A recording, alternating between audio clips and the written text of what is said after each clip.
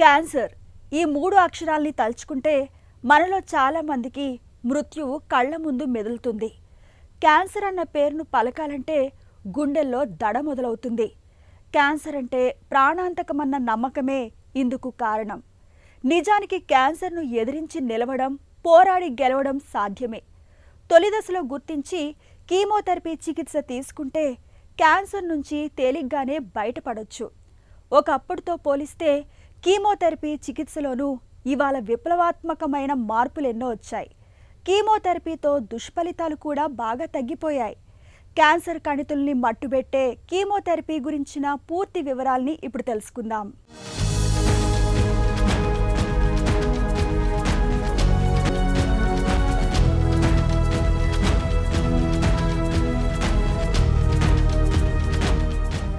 Cancer కణితిని తుదముట్టించేందుకు ప్రధానంగా 3 చికిత్సా విధానాలున్నాయి. వీలైనంత వరకు సర్జరీ చేసి ఆ కణితిని తొలగించేయటం ఒక విధానం. రేడియేషన్ కిరణాలతో కణితిపై దాడి చేసి దాన్ని ఛిద్రం చేయటం మరో విధానం. ఈ సర్జరీ, రేడియేషన్ థెరపీలే కాకుండా మందులతో క్యాన్సర్ కణితిని, ఒంట్లోని క్యాన్సర్ కణాలను తుదముట్టించి వాటిని మట్టుబెట్టడం మరో కీలక మార్గం. దీన్నే కీమోథెరపీ అంటారు. ఈ కీమోథెరపీలో భాగంగా లోనికి ఇచ్చేవి మందులే అయినప్పటికీ ఇవి మహాశక్తివంతమైనవి, అత్యంత ప్రభావవంతమైనవి. క్యాన్సర్ కణాలపై ఇవి పెద్ద ఎత్తున దాడి చేస్తాయి.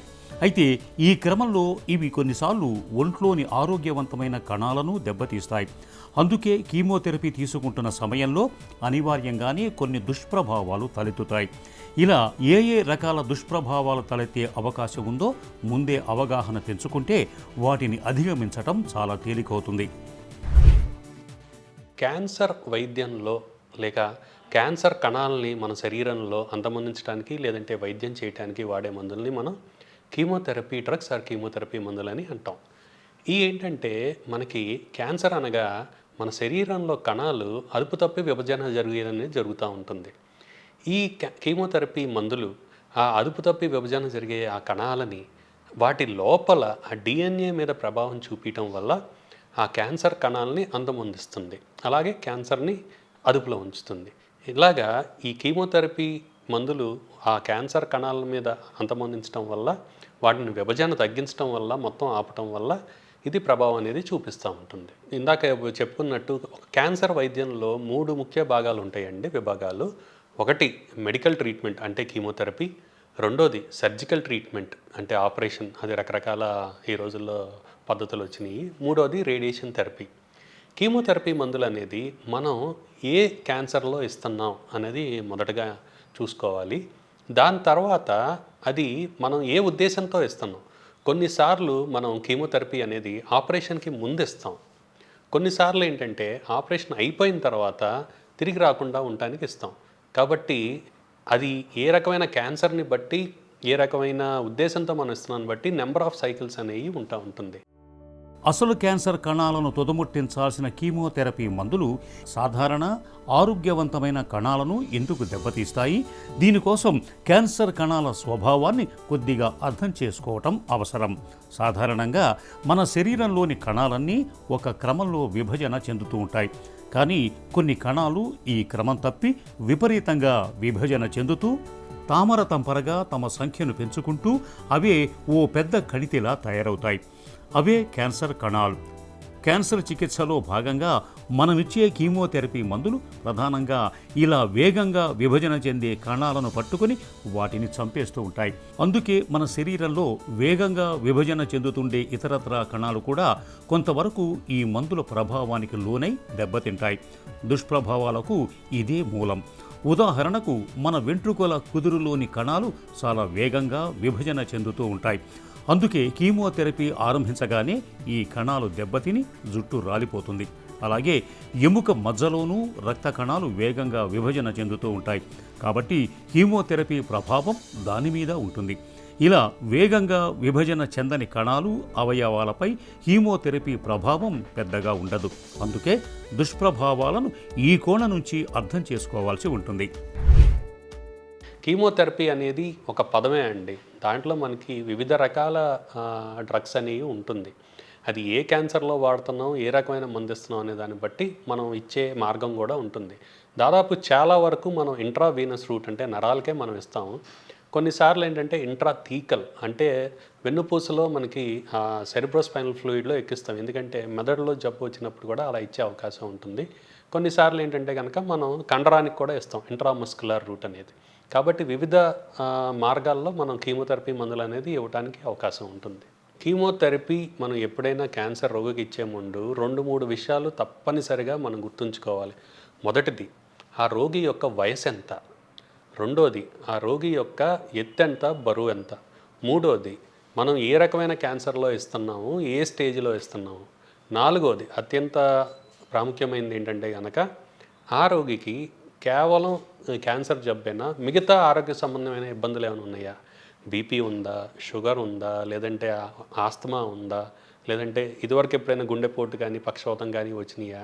వాళ్ళ యొక్క వయసుని, వాళ్ళ యొక్క ఎత్తు బరువుని మిగతాయి కూడా తీసుకుని మనం ఆ మందు యొక్క మోతాదు ఇవ్వటం అనేది జరుగుతుంది. కీమోథెరపీ ఆరంభించగానే చాలా మందిలో వికారం, వాంతులు మొదలవుతాయి. దీన్ని నివారించేందుకు కీమో మొదలు పెట్టక ముందే స్టెరాయిడ్స్ ఇస్తారు. దీనివల్ల వాంతుల సమస్య చాలా వరకు తగ్గుతుంది. వాంతులు మరీ ఎక్కువైతే ఆసుపత్రిలో చేర్చి చికిత్స చేయాల్సి ఉంటుంది. కీమోథెరపీ వల్ల జీర్ణ సమస్యలు కొన్ని తలెత్తుతాయి. ముఖ్యంగా గ్యాస్ సమస్య ఎక్కువగా వేధిస్తుంది. అందుకని గ్యాస్ చేరకుండా, చేరినా తేలికగా బయటకు వచ్చేయటానికి కొన్ని రకాల మందులుంటాయి. మల విసర్జన సరిగా లేకుంటే కొన్ని రకాల సిరపులు వాడాల్సి ఉంటుంది. ఇలా ప్రతి దుష్ప్రభావానికి కొన్ని రకాల మందులుంటాయి. అందుకని కీమోథెరపీ తర్వాత అవయవాలపై ఎలాంటి దుష్ప్రభావాలు తలెత్తుతున్నాయన్నది తెలుసుకునేందుకు ముందుగానే కొన్ని పరీక్షలు చేయిస్తూ ఉంటారు. కీమోథెరపీ ఇచ్చే ముందు ప్రతిసారి కొన్ని రక్త పరీక్షలు చేసి అప్పుడే నివారణ చర్యలు ఆరంభిస్తారు. అవసరాన్ని బట్టి కీమోథెరపీ మోతాదులను కూడా హెచ్చుతగ్గులు చేస్తూ ఉంటారు. గత దశాబ్ద కాలం నుండి వైద్యం బాగా అభివృద్ధి చెందింది. ముఖ్యంగా ఏంటంటే కనుక మనం ఏ జన్యుపరమైన మార్పు వల్ల ఈ జబ్బు వచ్చిందనేది మనం కనుక్కోగలుగుతున్నాం చాలా వరకు. అది రొమ్ము క్యాన్సర్లో అవనండి, లేదంటే ఊపిరితిత్తుల క్యాన్సర్లో అవనండి, లేదంటే అండాశయ క్యాన్సర్లో అవనండి, లేదంటే పేగు క్యాన్సర్లో అవనివ్వండి. ఏ జన్యుపరమైన మార్పు వల్ల ఈ క్యాన్సర్ వచ్చింది మనం తెలుసుకోవడం వల్ల మనం ఈ రోజుల్లో ఏంటంటే ప్రెసిషన్ థెరపీ లేదంటే ప్రెసిషన్ మెడిసిన్ వాడుతున్నాం. ఏంటంటే కేవలం ఆ క్యాన్సర్ కణం మీద ఉన్న రిసెప్టార్ని మనం టార్గెట్ చేయడం ద్వారా దానికి సంబంధించిన ఇంజెక్షన్ కానీ లేదంటే ట్యాబ్లెట్ కానీ ఇవ్వటం జరుగుతుంది. కాబట్టి కేవలం కీమోథెరపీయే కాకుండా ప్రెసిషన్ మెడిసిన్, టార్గెటెడ్ థెరపీ అంటే మోనోక్లోనల్ యాంటీబాడీస్, ఆ రిసెప్టార్కి బదులుగా మనం ఒక ఇంజెక్షన్ ఇస్తున్నాం, మోనోక్లోనల్ యాంటీబాడీస్. అలాగే ఇమ్యునోథెరపీ, ఆ రోగి యొక్క రోగనిరోధక శక్తిని పెంచి ఆ క్యాన్సర్ సెల్స్ని అంతమొందించడానికి మనం ఇమ్యునోథెరపీ అని కూడా మనం మందులను వాడే అవకాశం ఉంది. ఇలా వివిధ రకాల అత్యాధునిక మెడిసిన్స్ అనేవి మనకు అందుబాటులో ఉన్నాయి.